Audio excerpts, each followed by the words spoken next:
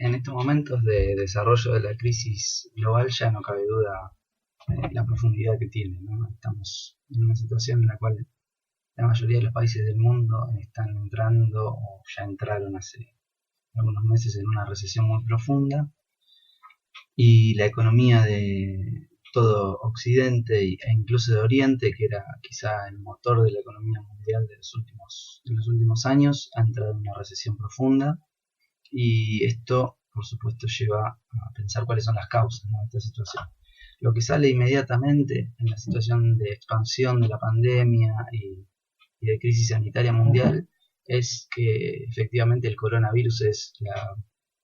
la causa central de la crisis. Y acá es donde creo que hay que dar una discusión y un debate sobre la profundidad de esta crisis. Si la profundidad de esta crisis es, tal como algunos analistas plantean, de tal magnitud que nos lleva a compararla con la crisis de los años 70, del siglo XX, o con la crisis de los años 30, efectivamente tenemos que pensar en otras causas más estructurales, de más largo aliento, que la expansión de una pandemia, ¿no?, que sin duda tiene sus efectos económicos muy profundos, pero desde mi punto de vista y desde el punto de vista de varios analistas en realidad, aparece la pandemia más bien como un disparador de una serie de elementos que ya venían presentes, latentes en la economía global y en el orden global desde hacía tiempo.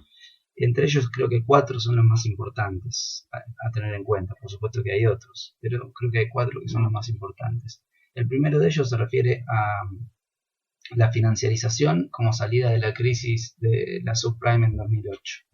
La salida de crisis, que no fue tal, o sea, no fue una salida de la crisis, sino más bien una extensión en el tiempo de la crisis, fue una salida a través de una gran liquidez global, sobre todo una gran liquidez del dólar, que fue la opción que tomó Estados Unidos: inyectar dólares al mercado mundial a través de salvatajes a grandes empresas y bancos, y también a través de una política de tasa de interés muy baja, cercana a cero, que permitió en buena medida una afluencia de dólares a la mayoría de los países. De esta manera, lo que Estados Unidos intentó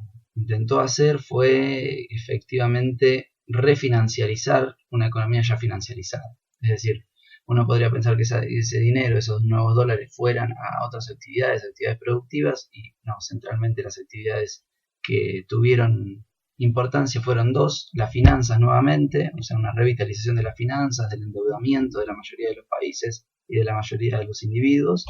y en segundo lugar, las empresas de alta tecnología, ¿no?, que son las que han cotizado en bolsa han picado en punta la cotización bursátil en los últimos 5 años por lo menos. Esto nos muestra que ese mercado específico de las nuevas tecnologías, sobre todo Apple, Amazon, Alphabet, Google, ¿no?, etcétera, son las empresas que han recibido la mayor afluencia de capital financiero. El otro punto que creo relevante, que nos muestra una tendencia de largo plazo ya de esta crisis, es sin duda la decadencia de Estados Unidos como imperio global. Esto ya lo vienen analizando varios autores desde hace más o menos 10 años o más de 10 años, y lo importante que creo señalar es que efectivamente esta situación en la cual Occidente aparece completamente en crisis, y el modelo occidental liberal, y la democracia liberal en sí aparecen muy en crisis, la resolución de la crisis de la pandemia en Asia muestra una fortaleza diferencial, ¿no?, en relación a Occidente, y esto me parece que acentúa un proceso que es el proceso de crisis de hegemonía de Estados Unidos a nivel global. Y me parece que ahí hay una cuestión también estructural para mirar. Un tercer punto de importancia tiene que ver con estas empresas de nueva tecnología que decía antes, o de esta lógica digital, ¿no?, esta era digital, que creo que hay una tendencia a mirar muy en detalle, que es lo que implica para el trabajo, puntualmente, no para el mundo del trabajo. Hace algunos años que las diferentes empresas grandes, tanto las que se dedican a nuevas tecnologías como las que no, están pensando seriamente en este cambio de paradigma laboral, por decirlo de alguna manera, que no es más, desde mi punto de vista, que una nueva ola de flexibilización y heterogenización del trabajo. Me parece que ahí hay un riesgo que corremos en esta situación de pandemia, pero que viene desde hace un tiempo atrás, como decía, que es la idea del reemplazo del trabajo físico,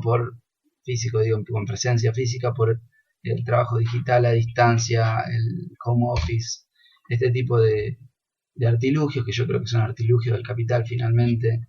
muy, muy claro, porque así lo han planteado en determinadas situaciones en las cuales las diferentes empresas están viendo cómo hacer para ahorrar costos de mano de obra. Me parece que ahí hay un nudo importante a tener presente. Y el último punto que creo también destacable es que el Estado neoliberal, tal cual lo conocíamos, y esto está bastante puesto en evidencia por la crisis sanitaria, está en una profunda crisis, y por supuesto que eso no implica que algo mejor vaya a salir, pero que efectivamente la crisis de ese Estado neoliberal lleva a que por lo menos la democracia típicamente americana, ¿no?, pensada como la democracia liberal norteamericana hasta el momento, difícilmente pueda satisfacer las necesidades de las mayorías. Y esto lo muestra a las claras la situación sanitaria en la mayoría de los países que aplicaron este tipo de políticas.